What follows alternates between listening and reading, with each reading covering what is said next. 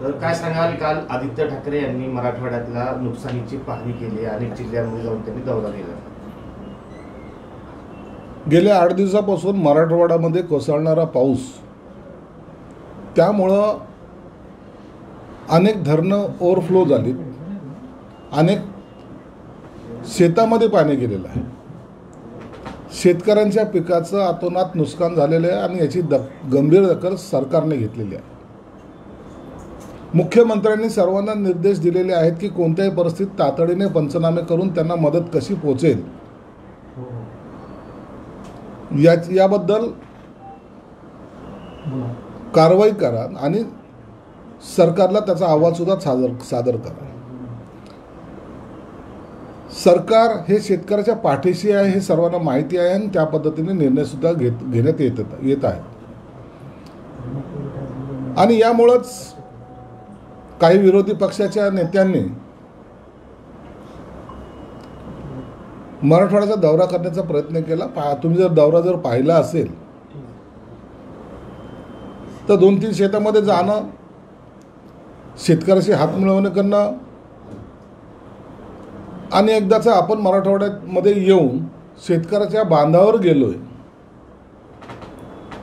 आणि तीच बातमी माध्यमाच्या माध्यमातून चालवण्याचा प्रयत्न केलेला आहे. चांगली गोष्ट आहे. विरोधी पक्षाच्या सर्व नेत्यांनी ह्या शेतकऱ्याच्या बांधावर गेलं पाहिजे, त्यांच्या भावना समजून घेतल्या पाहिजे.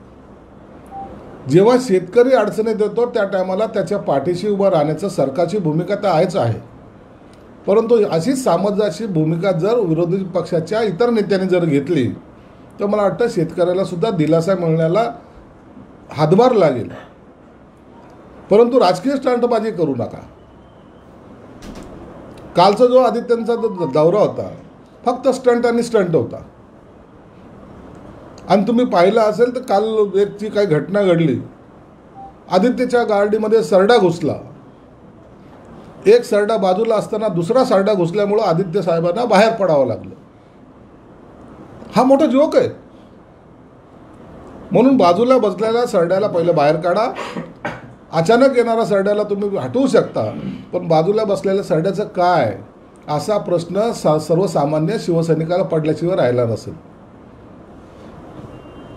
आदित्य पण हसले असतील, मी कोणत्या सरड्याबरोबर बसू. आणि ही राजकारणामधली असलेली त्यांची घालमेल काल प्रत्यक्षात निसर्गाने दाखवून दिलेली. शेतामध्ये कोणतं पीक उभं केलंय याची कल्पना नसलेले लोक शेताच्या बांधावर चाललेले आहेत. ज्वारीचं पीक कोणतं, गव्हाचं पीक कोणतं, कशाला काय म्हणतात, हे जर माहिती करून घ्यायचा प्रयत्न केला असेल तर मला वाटतं त्यांच्या ज्ञानात भर पडेल. परंतु चिंता करू नये शेतकरी बांधवांनी, सरकार तुमच्या पाठीशी खंबीरपणे उभं राहणार आहे. शरद पवार जे म्हणले की ज्याचे जास्त आमदार होईल त्यांचं मुख्यमंत्री होईल, उद्धव ठाकरे म्हणतात किंवा आम्हालाच मुख्यमंत्री करा. काल शरद पवार साहेबांनी स्टेटमेंट जे केलं ते असं तसं नाही, तर त्यांनी जाणीवपूर्वक ते केलेलं स्टेटमेंट आहे. उभाटा गटाला कसं संपवायचं याचं पद्धतशीरपणे त्यांनी आखणी केलेली आहे. पहिलं पृथ्वीराज चव्हाणला बोलायला लावलं, त्याच्याला मुख्य संमती दिली. नंतर नाना पटोले बोलले, आता शरद पवार बोललेत. ज्याचे आमदार जास्त त्याचा मुख्यमंत्री. आणि मग आता त्याच्यामुळं जो नवीन प्रसंग समोर येणार आहे, मग जास्त आमदार निवडून आणायचे असतील तर जास्त जागा मागायला लागतील. मग जास्त जागा कुणाला भेटतील, हाच महाविकास आघाडीचा जी काय आता बोलणी होणार जागेची वाटपाची, त्यामध्ये असलेला सर्वात मोठा प्रश्न आहे. जर जास्त आमदार निवडून आणायचे असेल तर जास्त जागा मागाव्यात. मग हे राष्ट्रवादी शरद पवारच्या गटाला सुद्धा वाटतं, काँग्रेसला वाटतं.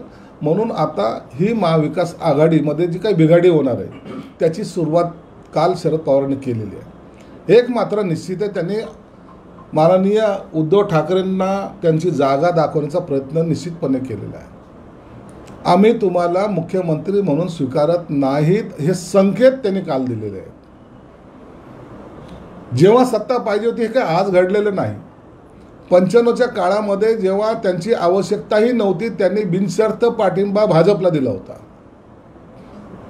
आर पाटलांच्या माध्यमातून सभागृहामध्ये त्यांनी बिनशर्त पाठिंबा आम्ही भाजपला देतो. मग काही काळ आम्हाला त्या काळच्या शिवसेनेला आम्हाला विरोधी पक्षामध्ये बसावं लागलं होतं. हे सर्व महाराष्ट्राला जाणून आहे. म्हणून आता येणाऱ्या विधानसभेमध्ये उभाठा गटानं हे विरोधामध्ये बसावं ही त्यांची मानसिकता व्हावी यासाठी काल त्याने सूचक विधान केलेलं आहे. शरद पवार आहेत ते कधीही एक करायचं एक आणि बोलायचं एक ही त्यांची कृती असते, नेहमीची ठरलेली आहे. म्हणून काल त्यांनी स्पष्टपणे संकेत दिलेले की उभाटाचा मुख्यमंत्री ना होणार आहे ना आम्ही त्याला होऊ देणार आहे. सर, वारंवार करून एमआयएम म्हणतायत की आम्हाला महाविकास आघाडीत घ्या.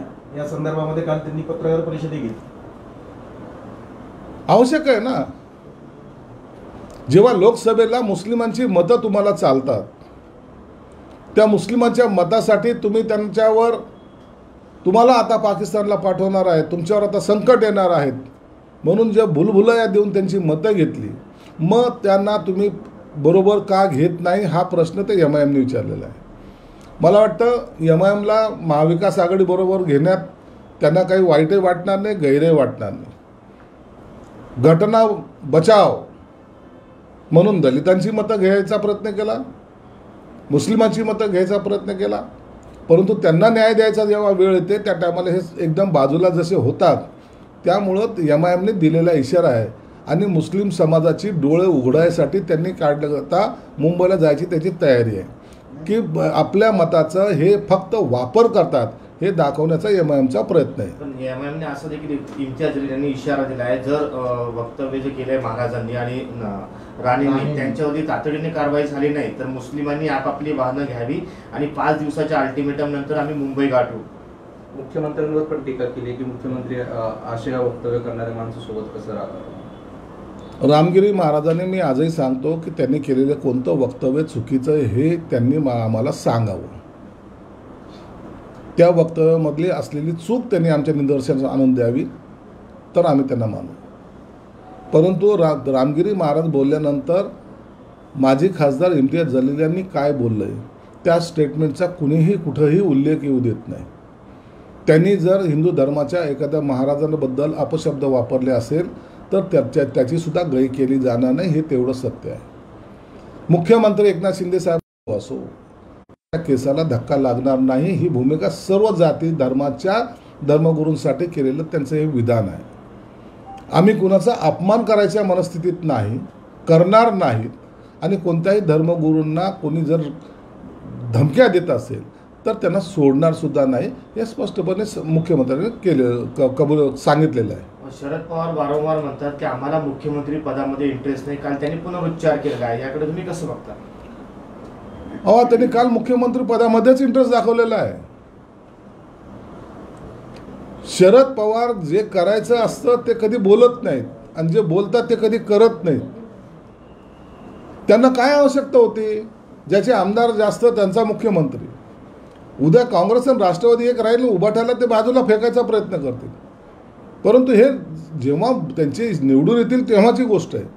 परंतु ही वातावरण निर्मितीसुद्धा करणं आणि आमदार कसे निवडून येईल याचा प्रयत्न करणं हा त्यांचा एक डाव आहे आणि हे उभाटाच्या आजही लक्षात येणार नाही. संजय राऊतला आजही वाटतं की आमच्याशिवाय त्यांचं काही भागत नाही.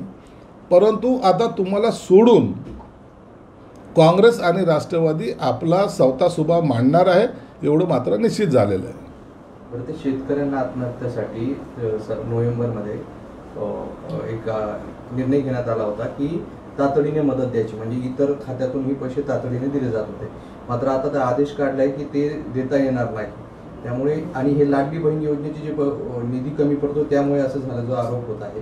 आणि आता शेतकऱ्यांना, आत्महत्याग्रस्त शेतकऱ्यांना तातडीने मदत मिळणार नाही जर निधी त्यांचे पैसे जे आहेत या योजनेकडे वळवल्याचं सांगितलं जात आहे. महसूल वन विभागाने असं परिपत्रक काढलं आहे. हे बघा, शेतकऱ्याच्या आत्महत्यासाठी ही काही योजना नसते. थोडासा गैरसमज जो होतोय तो हा, शेतकऱ्यांनी आत्महत्या करावी, सरकारतर्फे 10 लाखाचं अनुदान देण्यात येणार आहे हो, असं काही घोषणा आहे का? शेतकऱ्यांनी आत्महत्या केलीच नाही पाहिजे. आणि शेतकऱ्याला मदत करताना आम्हाला या बाकी योजनेला थांबवण्याची काही गरज नाही आहे. माझी लाडकी बहीण योजनेवर वर्षाकाठी किती खर्च होणार आहे याची कल्पना यांना माहीत नाही आहे. 46,000 कोटी रुपये या सरकारने त्याची तरतूद केलेली. सरकार शेतकऱ्यांनी आत्महत्या केली म्हणून त्याचे 10 लाख रुपयांनी ही योजना बंद पाडायची असा कोणताही हेतू नाही. मुळामध्ये शेतकऱ्यांनी आत्महत्या करू नये या विचाराचं हे सरकार आहे. म्हणून जो अडचणीत असेल त्याला मदत करेल, त्याच्यासाठी कोणतंही खातं बंद नाही, त्यासाठी कोणतीही वेगळी तरतूद करायची आवश्यकता नाही. मुख्यमंत्री सहायता निधीमध्येच एवढा पैसा आम्ही ठेवलेला असतो की या मदतीला आम्ही पुरेपूर म्हणजे त्यांना मदत करू शकतो आणि तिथं कुठेही अडचण येणार नाही. काल अजित पवार यांनी एक ट्विट केलेलं होतं, लाडकी बहीण योजनेचे श्रेय त्यांनी एकट्याने घेण्याचा प्रयत्न केला होता आणि आज त्या ट्विटवरून असं एक राजकीय विश्लेषक सांगतात. मग दुसरंच त्याचा काउंटर अटॅक म्हणून आज लाडकी बहीण योजनेचं भाजपचं बॅनर लागलेलं आहे, त्यावरती फक्त मोदी, देवेंद्र फडणवीस आणि एकनाथ शिंदे यांचाच फोटो आहे, अजित पवारचा फोटो त्यामध्ये नाहीये. मुख्यमंत्री माझी लाडकी बहीण योजना ही महायुतीची असलेली संकल्पना आहे. त्यांनी अंमलात आणलेली ही योजना आहे. या योजनेमध्ये हेतू एकच आहे की सर्वांनी मिळून ही योजना सर्वसामान्य महिला भगिनीपर्यंत पोहोचवली पाहिजे, त्यांना ती मदत मिळाली पाहिजे, हा सरकारचा स्पष्ट हेतू आहे. त्यामुळं त्यातही काही उत्साही कार्यकर्ते आपल्या मुख्यमंत्र्यांनी केलेली घोषणा किंवा आपल्या उपमुख्यमंत्र्यांनी केलेली घोषणा म्हणून कधी मुख्यमंत्र्याचं नाव करायचा प्रयत्न करतात, कधी त्यांच्या नेत्यांचा फोटो मोठा लावायचा प्रयत्न करतात. फोटो मोठा लावा, परंतु योजनेचं नाव तुम्हाला बदलण्याचा कुणालाही अधिकार नाही, कारण की जे काही फॉर्म असतात ते त्या योजनेनुसार मुख्यमंत्री माझी लाडकी बहीण योजना असेच छापल्या जातात. म्हणून कोणी कोणाचा फोटो लावला आहे काय, नाही लावला काय, परंतु अशा घटना अशा ज्या काही पक्षांकडून होतात, मग तो कोणताही असो, त्याचा परिणाम महायुतीमध्ये आलबेल नाही असा मॅसेज लोकांकडे जातो. तर त्यांनाही विनंती राहील की अशा बॅनरापासून थोडंसं सावध राहा. निवडणुकीच्या तोंडावर असं बॅनर येणं हे योग्य नाही आणि याची समज खरं तर मुख्यमंत्री आणि दोन्ही उपमुख्यमंत्री त्यांना देतील अशी अपेक्षा आहे. आमदार साहेब 5 तारखेला इम्तियाज जलील जातात मुंबईला सर्व समाजाला घेऊन. त्यांचं म्हणणं असं आहे की नितेश राणेंवर कारवाई करायला हवी. नितेश राणेवर नगरमध्ये केलेल्या वक्तव्यासंदर्भामध्ये गुन्हा दाखल झालेला आहे आणि त्या गुन्ह्यानुसार त्यांच्यावरती कारवाई निश्चित होईल. परंतु इतर लोक जी बडबड करतायत, ज्या पद्धतीचं वक्तव्य करतायत, त्यांच्यावरही गुन्हे नोंद झाली पाहिजे अशी आमची मागणी राहणार आहे. आम्ही सरकारमध्ये आहे म्हणून गुन्हा दाखल करायला सुद्धा कचरलेलं नाही. त्याच पद्धतीने जे विरोधक असे बेताल वक्तव्य करतील त्यांना सुद्धा आम्ही सोडणार नाही, एवढं मात्र निश्चित आहे. अनिल देशमुख यांच्या नेतृत्वामध्ये नागपूरमध्ये राज्यात शक्ती कायदा लागू व्हावा यासाठी आंदोलन केले जाते. शक्ती कायद्याचा विधेयक विधानसभेत पारित झालेला आहे आणि तो आता कायदा अंमलात आणण्यासाठी राष्ट्रपतीची संमतीसाठी राष्ट्रपतीकडे पाठवण्यात आलेला आहे. परवा राष्ट्रपती या महाराष्ट्रात जेव्हा आल्या त्या टायमाला मुख्यमंत्री साहेबांनी सुद्धा त्याच्यावर चर्चा केलेली आहे की आम्हाला हा कायदा तातडीने लागू करायचा आहे. त्यासाठी त्यांची असलेली सही, त्यांच्याकडून निघणाऱ्या परिपत्रकाची आवश्यकता आहे आणि म्हणून तर ते कदाचित या 8-10 दिवसामध्ये ते सुद्धा आदेश राष्ट्रपतीकडून जाहीर केले जातील. जयदीप आपटे यांना अटक झाल्यानंतर संजय राऊत असं म्हणतायत की आता त्यांच्या जामिनासाठी ठाण्यातून कायदेशीर मदत सुरू आहे. मातोश्री येऊन कर. मूर्ख आहे का हा माणूस? तो आपटे कुठलचा राहतो, काय करतो, काय कुठून जामीन घेतो, याच्याशी काय घेण देणं आहे? त्यांनी केलेली चूक त्याला परिणाम त्याला भोगावे लागतील ना. जर त्याला वाटत असेल की ते आपटेची मदत करायची तर तू कर ना. तुम्हाला शिवाजी महाराजांच्या नावावर दंगली घडवायच्या आहेत, हा तुमचा असलेला डाव आहे आणि ती महाराष्ट्राची जनता ऐकत नाही म्हणून परेशान आहेत. घडलेली घटना वारंवार आम्ही सांगतो की ती दुर्दैवी आहे. महाराष्ट्रातल्या कोणत्याही नागरिकाने त्या घटनेबद्दलचा जो काही विरोध आहे तो दर्शवलेला आहे, परंतु कोणत्याही नागरिकाला असं कधीही वाटलेलं नाही की या महाराष्ट्रामध्ये या नावावर दंगल व्हावी. म्हणून रोज शिवाजी महाराज असेल, संभाजी महाराज असेल, या महापुरुषांना अपमानित करण्याचं काम संजय राऊत करतायत. त्यांच्या विरोधात जे काही बोलून महाराजांचा अपमान नाही, या नागरिकांचा अपमान नाही, तर स्वतःचं राजकारण ह्या माध्यमातून कसं चालेल हा त्यांचा प्रयत्न असतो. म्हणून जनता आता जाणून आहे महाराजाच्या आडून हे जे काय तीर मारायचा प्रयत्न करतात त्यासाठी त्यांना त्यांचा योग्य तो धडा त्यांना शिकवला जाईल. आणि निश्चित आहे महाराजाबद्दल जो अपशब्द बोलल त्याला ही जनता माफ करणार नाही. परवा खैरे साहेब सुद्धा म्हटलं की दंगली का होत नाही. आता बाप ते त्यांचा तर हेतूच आहे ना. महाविकास आघाडीचं पहिलं टार्गेट काय आहे, या महाराष्ट्रामध्ये विधानसभेच्या टायमाला दंगली झाल्या पाहिजेत. मग ते मुसलमान हिंदूचे असोत, त्या महाराज छत्रपती शिवाजी महाराजांचे अनुसरून असोत, दंगली करा हा त्यांचा विषय आहे. मेन महाराष्ट्र कुठं घेऊन जायचा हा त्यांचा विषय नाहीच आहे. शेतकऱ्यावर आता काय संकट आलं याच्याबद्दल त्यांना घेणं देणं नाही आहे. जाती जातीमध्ये जे आरक्षणासंदर्भात जे आंदोलन चाललं त्याच्याबद्दल त्यांना घेणं देणं नाही आहे. भांडणं कशी लागतील, दोन समाजामध्ये तेढ कसं निर्माण करेल यासाठी दंगली व्हाव्यात का झाल्या नाही हा इतका गंभीर प्रश्न याच उभाटा गटाच्या नेत्याने विचारलेला आहे. म्हणून दंगली करणं या महाविकास आघाडीचा हेतू आहे आणि लोक त्याला बळी पडत नाही हे त्यांचं दुर्दैव. महाराष्ट्र हा सुजाण नागरिकांचा महाराष्ट्र आहे, सुसंस्कृत नागरिकांचा महाराष्ट्र आहे. म्हणून महाराष्ट्रामध्ये दंगली होणार नाही. तर जे सरकार हे आज काम करतं आहे हे असंच गतीने काम करावं अशा सर्वसामान्यांच्या अपेक्षा आहेत आणि त्यांना आम्ही पुरेपूर त्याच पद्धतीने काम करायचा प्रयत्न करतो आहे. ठीक ओके सर हिंदी में क्या हिंदी में उदाहरण ये आदित्य ठाकरे के दौरे पर और इसके ऊपर ओके कल मराठवाड़े में जो आदित्य ठाकरे का दौरा हुआ है वो दौरा कितना कामयाब हुआ आप जानते होंगे. एक रास्ते से निकले, दूसरे रास्ते के एंड में जाके उन्होंने जितने खेती या रास्ते में आती होगी उसने देखने की कोशिश की. उनको अभी पता भी नहीं है कौन से खेती में कौन सा फसल अभी लगाई गई है, लेकिन एक बहाना कि हम से किसानों के साथ में खड़े हैं, उनसे जुड़े हैं, ये दिखाने की कोशिश उन्होंने की थी. इससे सरकार को इशारा देना या तो सरकार के ऊपर टीका करना ये उनका काम है. लेकिन सरकार ये सब बातों को गंभीरता से ले रही है.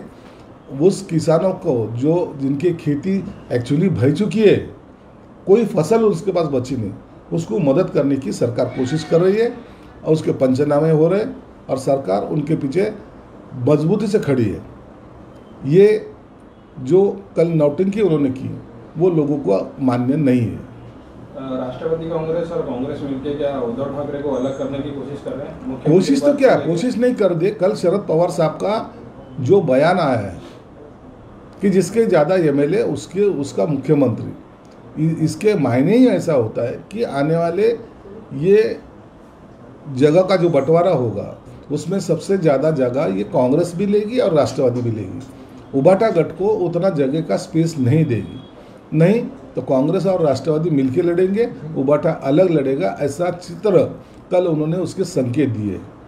और कोई भी हालत में राष्ट्रवादी शरद पवार का गुट और कांग्रेस उभाटा के साथ अभी रहना नहीं चाहती. उनको युद्ध जितना करना था वो कर लिया, अब उनकी ज़रूरत नहीं है. अगर उनको साथ में लिया तो दलित मुस्लिम के वोट अपने को मिलेंगे नहीं, ये उनकी धारणा बन चुकी है. उसके लिए उन्होंने कल ये बयानबाजी की है और मुझे लगता है शरद पवार ज़्यादा समय तक उभाटा के साथ रहने वाले नहीं हैं.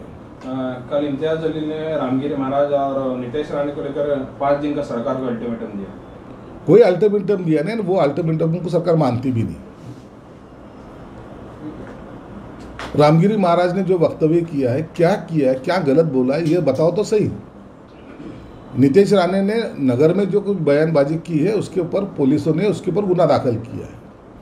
लेकिन इम्तियाज जलील ने भी रामगिरी महाराज के खिलाफ जो बोला है उसके ऊपर भी गुना दाखिल होना चाहिए था. ये हमारी मांग रहेगी.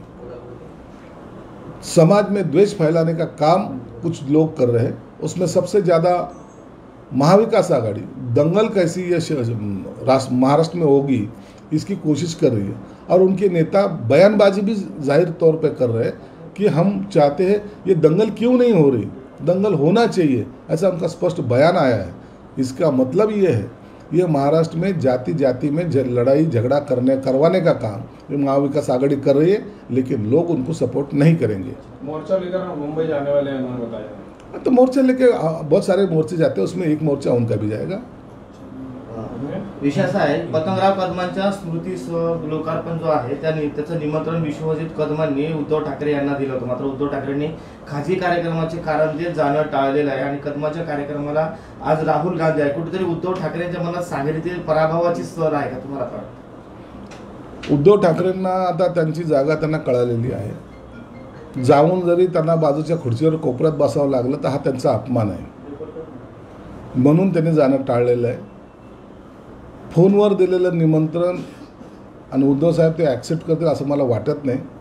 अपमानित होण्यापेक्षा कार्यक्रमाला न जाणं योग्य राहील असा सल्ला त्यांच्या सल्लागारांनी दिला असावा आणि म्हणून ते त्या कार्यक्रमाला जाणार नाहीत। राहुल गांधी महाराष्ट्रात आलेत म्हणून कधी ते मातोश्रीवर जशी जाणार नाहीत तसे आता उद्धव ठाकरेंना सुद्धा कल्पना आली की काँग्रेस आपल्याला जवळ करायला तयार नाहीत, म्हणून त्यांनी आज त्या कार्यक्रमाला दांडी मारलेली। कुठेतरी पराभवाची सल पण म्हणतात। पराभवाच्या सलचा प्रश्न येत नाही। 3 दिवस दिल्लीत बसून जर आम्हाला न्याय मिळत नसेल तर त्यांच्या कार्यक्रमाला का जायची ही त्याच्या मागची भावना आहे। स्थानिकचा प्रश्न आहे, देवळाईचा जो रस्ता आहे तो खूप खराब झाला आहे, अपघात होत आहेत, लोकांची तक्रारी वाढलेल्या आहेत, त्या संदर्भात थोडं देवळाईच्या रस्त्यावर असलेला जी मोठी इलेक्ट्रिसिटीची लाईन आहे त्याचं काढण्याचं काम आता चालू आहे। निश्चित लोकांना थोडा त्रास होतो आहे, परंतु युद्ध पातळीवर त्याचं 86 लाखाचा एस्टिमेट बनवून ते आता केबल काढायचं काम टाकायचं काम चालू आहे आणि या 2-4 दिवसामध्ये काम संपेल आणि देवळाईचा रस्ता हा शहरातला सर्वात सुंदर रस्ता तुम्हाला लवकरच पाहायला मिळेल। एबीपी माझा, उघडा डोळे बघा नीट।